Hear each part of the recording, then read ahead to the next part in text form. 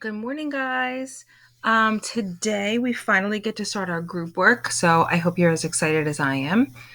So if you did both the animal research from Epic and the animal research online, then I have put you in a group either of 3 or 4 for the most part. Some groups are of 2 with either students who research the same animal, or if you were somebody who only researched one, I know there was a small group, then I combined them. So I know there's a zebra and a wildebeest group that I combined. But otherwise, you're going to be researching in a lion group or a hyena group or elephant, something like that. So I'm going to show you how you are going to be working with your group today. So you will have some Google Slides, not those. Let's see if I can find it. I shared with you some Google Slides. Oh, I changed mine a little bit so it looks like it. So yours are going to look a little bit like this. So it'll have the title of your animal, and then the name of the people who are researching with you. So this is just my example. So it says gazelles, Mrs. Gray, Miss Boyle, Miss Golden. Then the front cover will kind of look like this. It'll have the title, a picture of your animal or animals that you're researching, and then the people's names in your group. The most important part is that you remember that unless your name is on the page, you do not have to do any of the work in that section. So for example, where it says quick facts, this is where, if you remember the very first day, we found out what the classification was, what the diet was, what the habitat was of our animal. This says that it's Miss Boyle's job. So I do not have to do anything on this page, okay? But if you were responsible for that page, the easiest thing to do is to pull up the 2 documents that you did that research in already. Because remember, you already did all this work. You don't have to do it again. So if you go into your Google Classroom, I know that yours looks a little bit different than mine, and you scroll down on April 30th and May 1st, those are the times that I shared those things with you. So you can go back and just pull them up. So I pulled mine up already. So it kind of looks like this. That was the internet one. Let's see. So we could pull up this one. So Miss Boyle would go back and say, all right, I wrote down that for gazelles, the classification was mammals. So she would go back into this part and type in mammals. But again, if that's not your job, you don't even have to do it. Starting on page 3, this is where you're going to write some of your interesting facts. So you can see all my group members' names are here. So I don't have to do anything here, but I might add something here. So you would click in the box underneath your name. So I need an interesting fact. I can pick any one that I chose before. I'll remember this one. Gazelles pronk as they run. I like that one. There was another one. Let's see, did I jot some down on this one? Oh, that they give birth and then hide their young in the grass. I thought that was really interesting. So I'm going to go with my first one, and I'm going to write gazelles pronk as they run. And if you remember, they gave us some more information. So if you don't remember exactly what the rest of the information was, you can go back, and this is why it was really important to write down the name of the book and the page number, because you can go back and add more onto it. So let's say I went back in, and then now I remember that they pronk as they run to escape from predators. And then I might just add a little bit more detail. So I might say pronking is the gazelle's way of jumping up high. Something like that. Okay. So remember that you jotted down notes. This was just a quick little phrase. But when you're writing your facts in, it should be a complete sentence. Okay. You might have 2 pages of this depending on how many people are in your group. So we have 2 pages. So now my fact is going to be here. So now I can add another fact. So what was that other one? Oh, they give birth and hide their young in the grass. So again, this is just a phrase, give birth, but now I want to make it into a complete sentence. Gazelles, I think it's probably always best to start with your animal.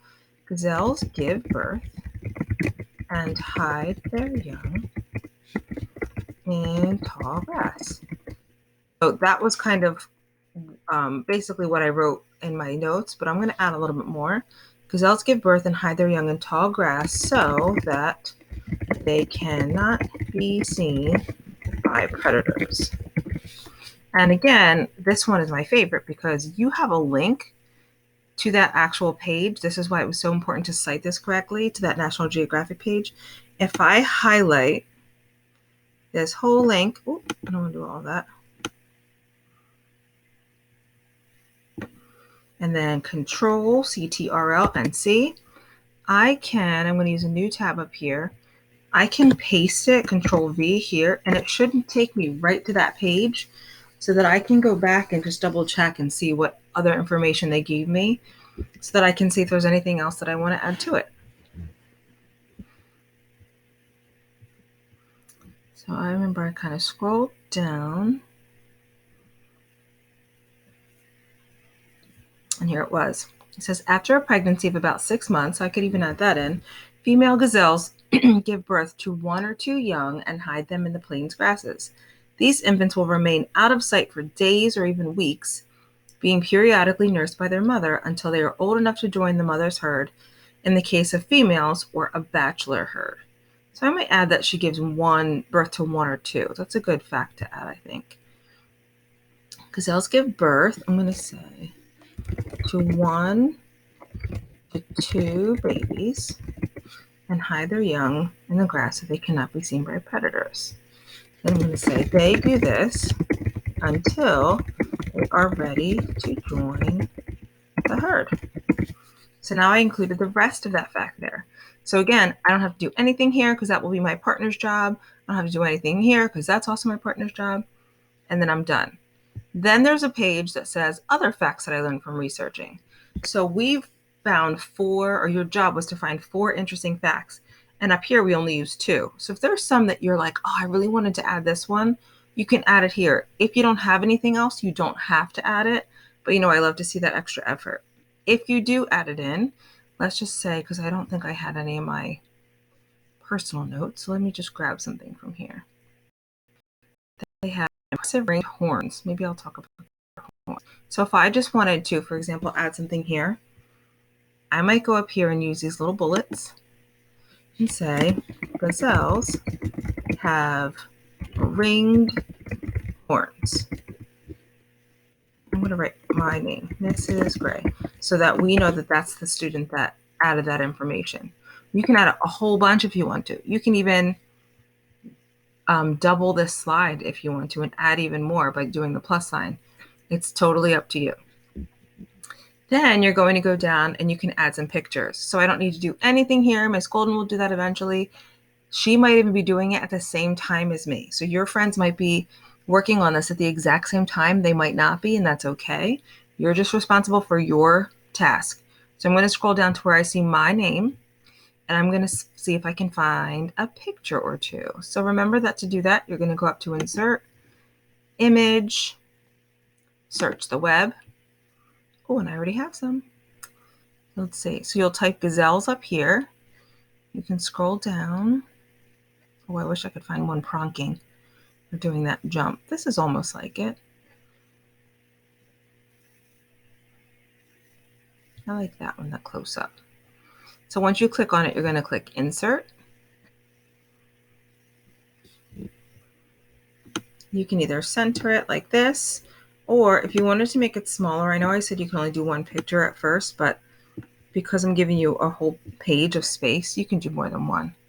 So let's do Insert. Let's add another one. Maybe I'll do